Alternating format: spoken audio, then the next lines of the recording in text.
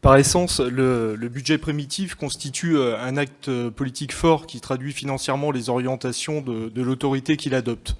Si la précédente étape du cycle budgétaire que représentait le DOB nous avait laissé sur notre faim, tellement celui-ci était entouré d'un flou artistique, nous espérions à tort que la présentation de ce budget primitif version 2023 viendrait répondre à nos interrogations à travers une juste transparence. Alors, que dire du document qui est présenté aujourd'hui ? Le contexte inédit de la flambée du coût de l'énergie et des matières premières aurait mérité une réelle association de toutes les forces vives de notre territoire afin de répondre à ce défi et à ce contexte inédit. Vous avez préféré l'exercice solitaire du pouvoir et décidé d'arbitrage pour le moins contestable sur un coin de table. Arbitrage que vous avez du mal à assumer de par ailleurs, puisque nous découvrons, mi-circonspect, mi-incrédule, cette présentation pour le moins inédite. Les données comparatives avec l'exercice N+1 ont disparu, comme par enchantement, tout comme les taux d'évolution, ce qui constitue une première.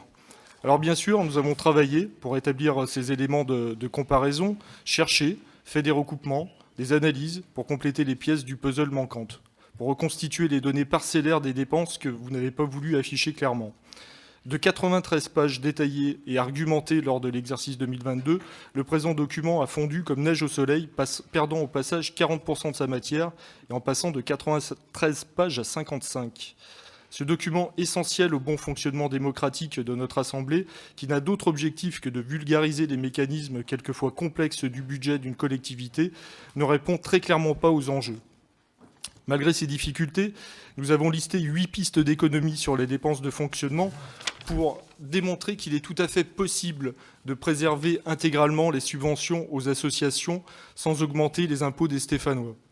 Première piste, un retour à une solution informatique dite open source, abandonnée en 2021 et qui permettrait une économie de 800 000 € annuels. Deuxième point, un plan de sobriété de communication et une rationalisation des publications papier.